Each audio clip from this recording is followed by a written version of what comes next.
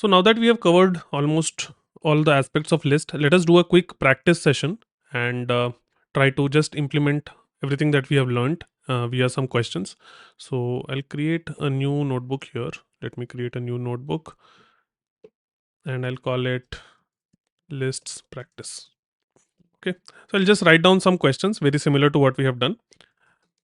If you are following along while coding, just pause the video and try to write the code on your own, or at least if you're just watching the video in your mind, try to think how the code will be structured, and then you can see. I will also write the code alongside, but I will recommend just pause the video, think for some time, try to recall.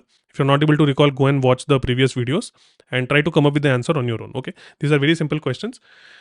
Just a recap of all the things that we have discussed. Okay, so the first question, let me write down here. This is the question. Okay, sorry. Let me. So it says create a list of the following Indian cities. So I need to create a list and then I need to print the second and fourth cities from the list. Okay. So I know how to create a list. I will just name a variable and I will just copy this from here. Okay. And these needs to be strings. So I'll make them strings. So now I have a list which is the list of cities, and it says print the second and fourth cities from the list. So if I want to print the second and fourth element, so second element means index of 1. So I'm getting Delhi and it says I need to print it, so I can also print it. Now you see, um, this property where I just write the name of the variable and the value appears, this is only exclusive to the notebook environment or any kind of interactive Python environment.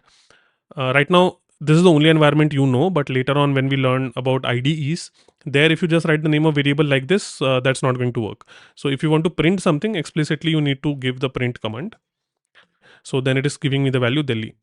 In a notebook, you can just write like this and you can get away with it. That is fine. But please keep in mind that you need to also know how to print something. So if you give print, that is how it will get printed in the console. If you're using some other IDE, if you're using notebook, then this is fine. It says print second and the fourth city. So fourth city, if I want to print, I can just take the third element. Fourth city is Kolkata. 1, 2, 3, 4. Kolkata, we are able to print. Very well. Okay. Let us see some other questions. It says given the list Rahul, Anita, Suresh, Priya, Rohan, slice and print the first three names. Okay, so first three names, if I want to print, I can just take this list and first three names I have to index, right? So let me just make this as a call it names, and if I want to print the first three names, I can say from first element, which is 0th index, to the third element. Okay, is this right? First three names, which means 0, 1, and 2. 3 will be exclusive. Okay, this is the only thing you need to keep in mind. And again, here you can do this, or you can also write print here, and I'm getting Rahul, Anita, and Suresh. Print the list of first three names. Fine. Then we'll go to the next question.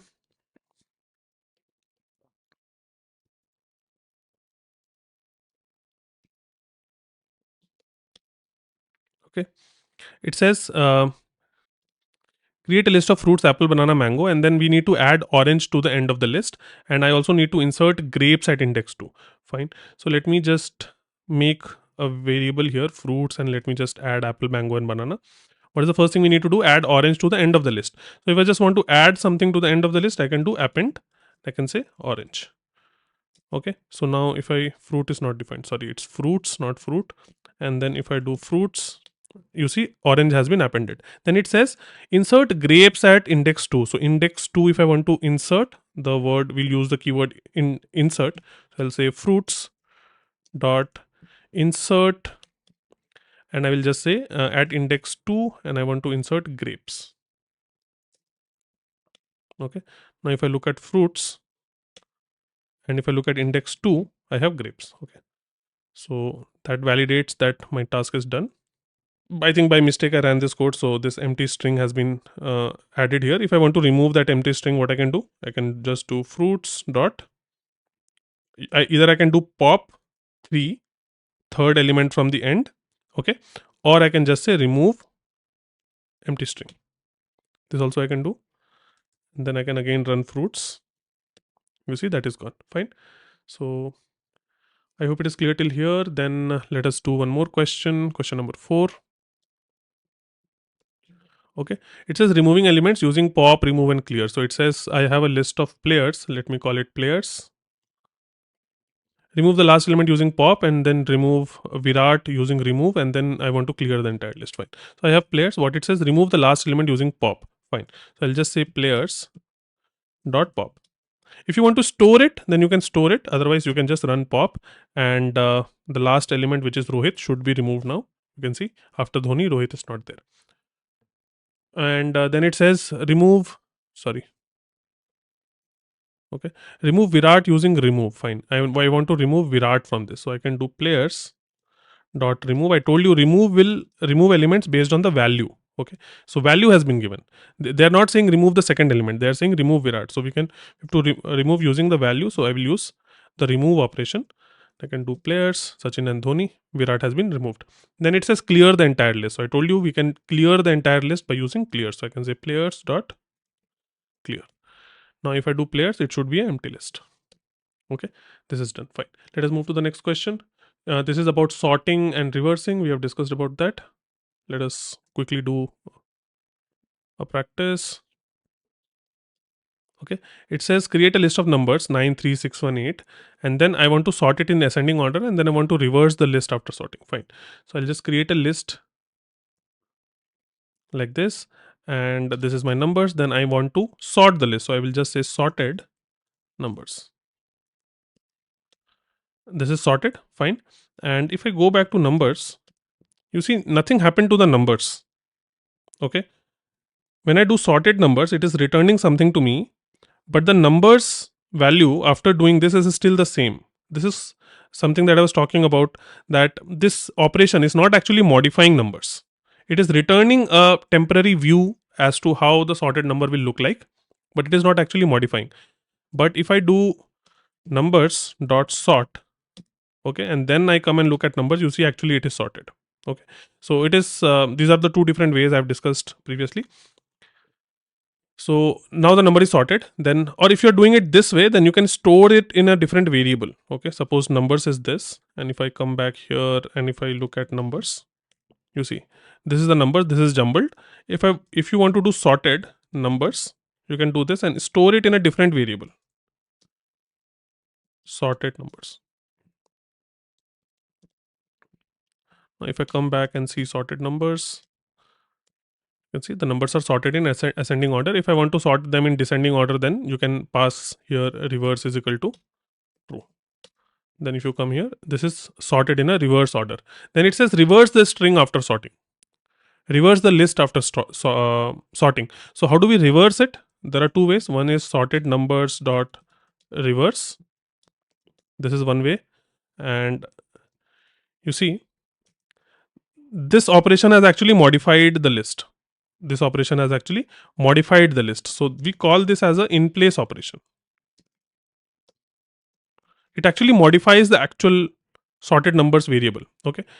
We can also do one more thing, is we can do, if you look at sorted numbers is this.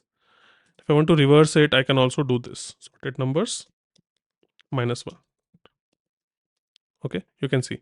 See, I have done this operation, but if I go back and look at sorted numbers, you see nothing has happened.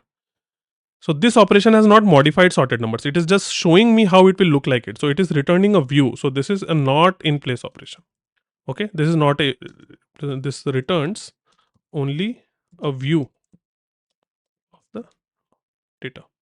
Let me not say data, they'll just say it returns a view. Okay, if you're a little bit confused about in place not in place, don't bother too much. Okay, we will have time later to discuss these things. Okay, so we have done this. Now let us go to the next question. What does it say? It says create a list of 5 Indian states: Maharashtra, Tamil Nadu, Kerala, Rajasthan, and Punjab, and then print the length of the list. Okay, this is fairly simple. I will leave it for you to do. Just use the length command. And then we have one question. This could be important. Okay,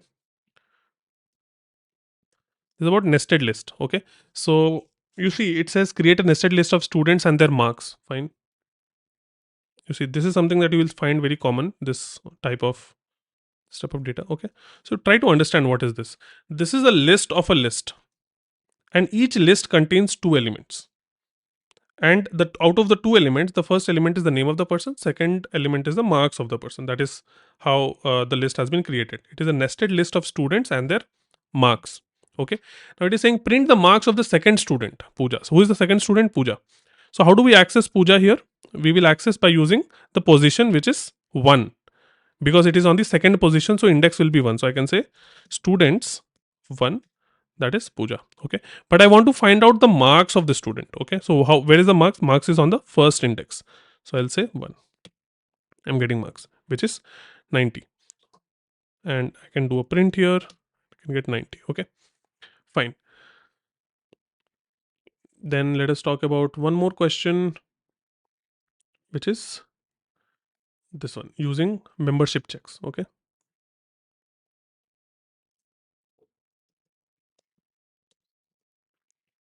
this is the 9th question, I think.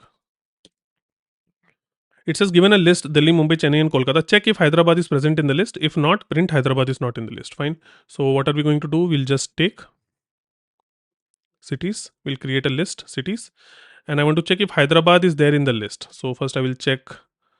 I will say Hyderabad in cities. It should give me false. Okay. So Hyderabad is not there in this. So I want to print. If this is condition is true, then I want to do something. So I'll use a if statement. If true, then print something. So it is not asking me to print something if Hyderabad is there in the list. I want to print something if Hyderabad is not in the list. So I'll just say if Hyderabad not in cities, I'll just say print. What does it want me to print? Hyderabad is not in the list. Okay, fine. Okay. So this is, I'm saying if Hyderabad is not in cities, then print this, because that is what is the condition that is given to here.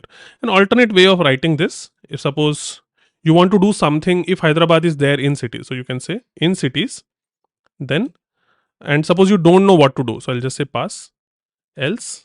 Okay, I can do this. Okay, this is also a fine way of doing it, because you don't know what to do here, so you can just write pass here, because it is not being told what to do when Hyderabad is in cities. Or you can do something, print hello Hyderabad.